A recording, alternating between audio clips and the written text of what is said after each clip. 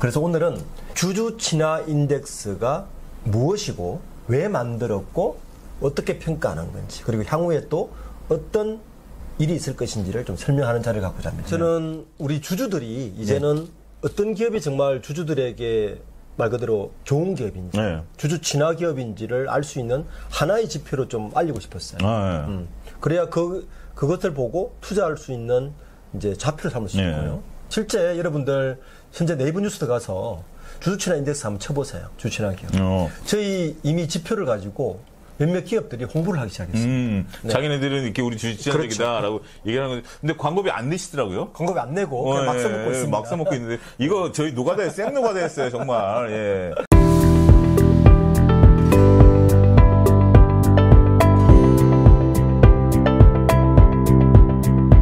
안녕하십니까. 리더스 인덱스 TV 첫 방송 시작하도록 하겠습니다. 저는 ISX 경제연구소 차영주 소장이고요. 자, 인사하시죠. 네, 저는 리더스 인덱스 박주건 대표입니다. 자, 대표님과 제가 이제 호흡을 맞춰서 이 방송을 이끌어 가도록 하겠습니다. 그동안에 많은 경제 유튜브들, 주식 유튜브들이 있는데요. 저희들은 좀 색다른 방향으로 접근을 해보도록 하려고 합니다. 기업의 뒷얘기, 기업의 속사를 좀 파고 들어가는 이야기, 이런 것들을 좀 주로 하고요. 뭐 시황 이런 것보다는 기업 이야기를 좀 많이 풀어보도록 하려고 합니다. 자, 오늘 첫 시간인데요. 대표님, 오늘 어떤 이야기 풀어가 볼까요? 네, 저희 리더스 인덱스와 우리 IS 경제연구소가 지난 2주 전에 대한민국 최초로 주주 친화 인덱스라는 걸 발표했습니다. 무슨 말이냐면 상장사들 중에 어떤 기업들이 과연 주주에게 친절한 기업인가, 그리고 어떤 기업들이 정말 잘하는 기업인가를 15가지 지표를 가지고 저희가 정량 분석을 한 다음에 그것을 평가를 해서 지지난주에 발표했습니다. 그래서 오늘은 주주 친화 인덱스가 무엇이고 왜 만들었고 어떻게 평가하는 건지 그리고 향후에 또 어떤 일이 있을 것인지를 좀 설명하는 자리를 갖고자 합니다. 저희가 이제 기존에 뭐 여러 가지 지표들이 있는데, 여러 가지 뭐 우리가 주주 친화적이다라는 것들, 뭐 밸류 프로그램들, 뭐 여러 가지 이제 뭐 정량적, 정성적 지표들이 있는데, 기존 지표들하고 차이점이 있다라면, 우리가 이제 첫 술에 배부를 수 없다라고 오늘 처음에 다 풀어드릴 수는 없긴 하겠습니다만, 저희가 몇 차례에 걸쳐서 나눠서 설명을 드리도록 할 예정입니다만, 이게 이제 기존에 우리가 알고 있는 지표들하고 차별성이 있다라면 어떤 것이 가장 큰 차별성이 있을까요? 그것부터 한번 설명을 좀 해주실까요? 우선 정부에서 우리가 밸류 프로그램을 하지 않았습니까? 그렇죠. 예. 상당히 아쉬운 점이 많았거든요. 네. 사실 밸류 프로그램은 단순히 요약하자면 기업이 얼마나 배당하고 자산을 소각하는가에 초점이 맞춰져 있었어요. 그것도 중요하잖아요. 예, 중요하죠. 그런데 기업의 첫 번째 사명은 일단 돈을 벌어야죠. 맞습니다. 그러니까 돈을 얼마나 잘 버는 문제고 돈만 순간적으로 반짝 벌 수도 있어요. 네, 맞아요. 근데 많은 경영학 교수들이 이런 얘기를 합니다. 교수님, 어떤 기업이 좋은 기업입니까?를 보면 돈을 잘 버는 기업이지. 꾸준히 벌든 뭘 하든 돈을 잘 벌면 딱 그게 조건이 두 가지 붙더라고요. 꾸준히 잘 벌고 착하게 잘 버는 기업이 좋은 기업이다. 그리고 번 것을 잘 나눠주는 기업이 좋은 거예요. 그렇죠. 그래서 사실 이 인덱스를 만든 이유 중에 하나가 대한민국 밸류 프로그램을 보고 되게 아쉬움이 많았는데 그러면 정말 좋은 기업, 그러니까 주주들에게 친절하고 주주 친화적인 기업이 어떤 기업인지를 제대로 평가해서 우리 투자자들에게 안내해주자. 이런 의도를 만들어봤습니다. 친절하다라는 개념이 조금 모호한 것 같은데 어떻게 보면 친절하다라는 것은 우리가 뭐 잘 웃어주는 것도 친절하고 돈을 많이 주는, 우리는 웃을 필요 없어, 돈만 많이 줘. 이것도 친절할 수 있는데, 자, 그러면 대표님이 친절하다고 하는 그 지표, 앞서 몇 가지가 있다라고 했는데, 그것을 한번 구체적으로 좀 얘기를 한번 해주시죠. 우선 큰 카테고리로 저희가 5가지 카테고리를 나눴습니다. 5가지 카테고리? 첫 번째는 우리가 처음 말한 대로 돈을 잘 벌어야 되겠다. 돈을 잘 버는 거죠. 이게 뭐냐 하면, 맥스마이즈 프로핏. 얼마나 돈을 잘 버는가에 대한 기준을 세웠는데, 기본적으로 스테이블 그로잉 어닝입니다. 꾸준히 실적을 내고 이익을 남기는. 그것이 이제 과거 데이터가 과거에서부터 꾸준히 데이터가 올라가야 된다는 걸 의미하는 거죠. 그래서 기본적으로 우리가 연평균 성장률인 CAGR, 그리고 EV, 그리고 에비타, 그리고 EV분의 에비타. 이렇게 하면 이게 꾸준히 돈을 성장하면서 잘 버는 기준이죠. 그리고 또 하나 중요한 지표인 강력한 리턴 오브 이쿼티, 우리가 ROE를 배울 수가 없죠. 그래서 프로핏을 잘 내는 기업의 이 기준을 요 5가지 항목으로 일단 묶었어요. 두 번째는 돈을 잘 벌었으면 주주들에게 잘 나눠줘야죠. 네, 나눠주는 기준을 몰라하면 일단은 얼마나 배당을 꾸준히 하고 있느냐 중요합니다. 그리고 배당률이 중요하죠. 배당률에 대한 평가. 그리고 세 번째는 나눠주는 것 또 하나 방법이 있죠. 바로 우리 그 유명한 자사주 매입 소각. 예. 그러니까 자사주를 얼만큼 매입하는가와 매입한 자사주를 막 소각하는지를 둘 다를 봤습니다. 네. 그래서 근데 큰 지표 2가지를 했죠.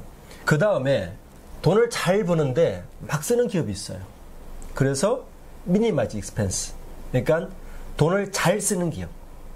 적게 쓰고 알뜰하게 쓰는 기업. 그래서 뭘 봤냐면은 주주들이 봤을 때 오너나 CEO들이 얼마나 돈을 많이 가져가는가를 꼭 봐야 됩니다. 오너들이 돈을 많이 가져간다? 네. 그거는 별로 주주들 입장에서 보면 좋은 일은 아니죠. 예. 이번에 실질적으로 상법 개정된 이후 처음으로 개인주주연합에서 롯데그룹 신동빈 회장에게 소송을 걸었죠. 소송 건 이유가 신동빈 회장의 경우에는 7개 계열사 이상에서 매년 급여를 수십억씩 가져갑니다. 그러니까 과도한 익스펜스. 어떻게 보면 과거에 이제 조금 불편한 관행이었던 그렇죠. 부분들이죠. 그거에 대해서 또 평가를 했고요. 그리고 또 하나 주주들에게 아까 친절하다 말씀드렸잖아요. 얼마나 투명하게 재정을 보고하는지 또 저희가 평가를 했습니다. 그리고 이렇게 해서 이제 큰 카테고리 3가지, 1, 2, 3가 되었고 네 번째 카테고리가 뭐냐면 역시 지배구조입니다. 그렇죠. 가버넌스 리스크를 평가했는데 지배구조는 저희가 뭘로 평가했냐면은 현재 내년부터 금융위원회가 지배구조 보고서를 전 상장사는 반드시 보고하게 되어 있습니다. 그렇죠. 15개 지표. 15개 지표의 준수율을 평가했습니다. 우선 그걸로 평가를 해서 지배구조의 어떤 리스크를, 가버넌스 리스크를 네 번째 평가했고, 이제 5번째가 사실 아까 말씀하신 얼마나 친절하냐에 대한 개념인데 이런 거죠. 주주들이 그 기업의 인게이지먼트, 얼마나 관여할 수 있는 문을 열어주느냐. 뭐 이게 좀 엉성한 개념이긴 한데, 주주총회 참석률, 전자투표제라든지, 뭐 집중투표제라든지, 그 여러 가지 방법으로 주주들이 그 회사 경영에 관여할 수 있는 공간을 열어주는 기업에 대한 평가를 했고요. 마지막으로 이제 평가 방법이 에스니컬, 그러니까 도덕적인 가치, 얼마나 주주들을 뭐 기만했는지, 배임죄가 있는지, 예를 들어서 거기에 우리가 어떤 지표를 넣냐면은 얼마나 유상증자를 자주 하는지 중요하죠. 그리고 이거 주주들 몰래 하는 거죠, 사실. 그렇죠. 그리고 교환사채, 전환사채 발행하는 거. 그렇죠. 굉장히 위험한 거잖아요. 이런 것들은 페널티 규정을 다 넣었습니다.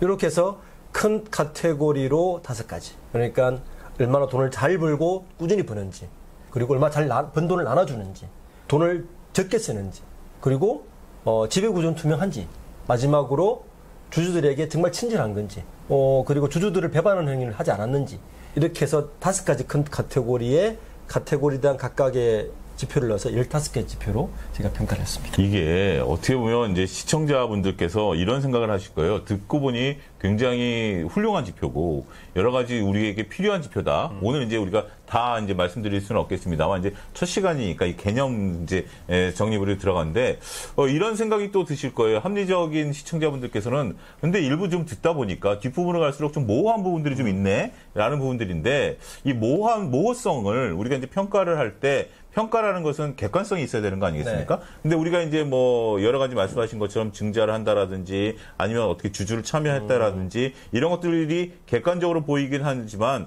일부 모호성들이 있는 부분들이 있거든요. 자, 영업비밀 빼놓고, 영업비밀 빼놓고, 저도 이제 참여를 했으니까 영업비밀 빼놓고 이 모호성을 객관화하는 작업을 어떻게 하셨죠? 예를 들어주면, 우리가 유상증자나 전환사채, 이런 걸 얼마나 발행했는지를 실제 여러분들 그 KBS 9시 뉴스를 한번 좀 검색해 보시면 인덱스와 자급한 뉴스가 몇 개 나옵니다. 어떻게 했냐면은 저희가 KBS하고 지난 10년간 상장사들이 얼마나 유상증자를 많이 했는지, 자주 했고 많이 했고 했는지, 전환사채를 얼마나 발행했는지를 전수조사를 해서 분석한 데이터가 있습니다. 그 노가다인데? 노가다죠. 노가다인데. 제 연구원들이 합니다.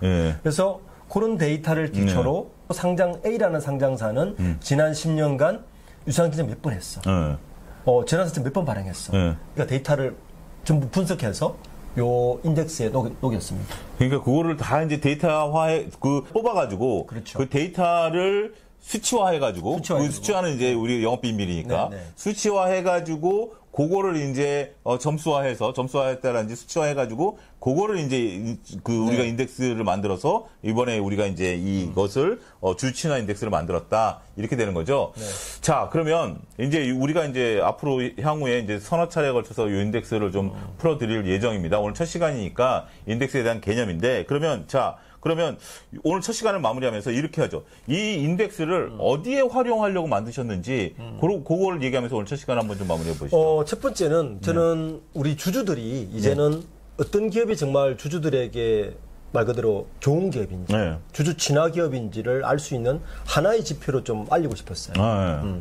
그래야 그것을 보고 투자할 수 있는 이제 좌표를 삼을 수 있고요.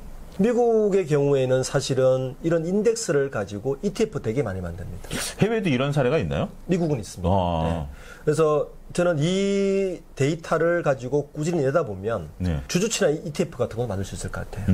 그래서 어쨌든 참 기본은 우리 투자자들이 어떤 기업이 과연 주주친화적인 기업인지를 좀 투명하게 알리고 싶은 게 첫 번째 목적입니다. 그래서 이제 요 다음 시간, 그 다음 시간에는 저희가 몇몇 기업 예를 들어서 이런 기업은 이래서 주주친화 기업입니다.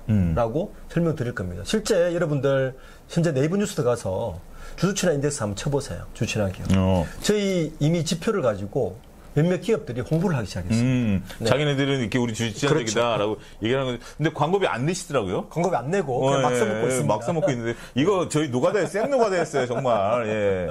그래서 그런 일들을 앞으로 해낼 것이고 이 시간을 통해서 이 기업은 우리가 기업을 소개할 때마다 이 기업은 주주친화 인덱스에서 어떤 부분에 강하고 약한 걸 설명을 해드리고 또 기업 설명을 붙여서 쭉 방송을 해낼 예정입니다. 이 인덱스라는 게 그런 것 같아요. 보통 이제 우리가 어떤 기업들을 하나의 카테고리를 모아가는 과정들이 상당히 우리나라 그 주식시장에도 필요한 작업인 것 같아요. 그러니까 우리가 이제 다우존스 지수도 그렇고, 우리가 코스피 코스닥도 그렇고, 여러 가지 이제 뭐 ETF도 그렇고, 필요한 카테고리들을 하나씩 모아가는 거거든요. 그 카테고리라는 것이 주주들에게 투자에도 도움이 되는 것들이고, 또 주식시장 발전에도 이러한 긍정적인 카테고리, 뭐 예를 들어서 가상화폐 하시는 분들은 가상화폐 카테고리가 또 있는 거 아니겠습니까? 그러면 그 카테고리가 모아짐으로써 그 관련 산업에 대한 관심도 증가하고 관련 산업에 대한 긍정적인 모멘텀도 발전하는 거 아니겠습니까? 부정적인 것보다 긍정적인 모멘텀이 발전하는 거기 때문에 저희 그 리더스 인덱스하고 ISX 경제소 같이 모여서 이렇게 주주친화 인덱스라는 것을 또 만들어서 그러면 여기에 또 관련 기업들에 대한 뭐 ETF가 만들어진다라면 여기에 또 많은 기업들이 들어오기 위해서 여기에 또 이제 노력을 할 것이고 이것이 결국 주식시장 발전에 도움이 된다라고 저희가 사명감을 가지고 하는 거기 때문에 앞으로 이러한 부분들에 대해서는 저희가 이제 계속해서 유튜브를 통해서 저희 유튜브는 매일 업로드가 됩니다.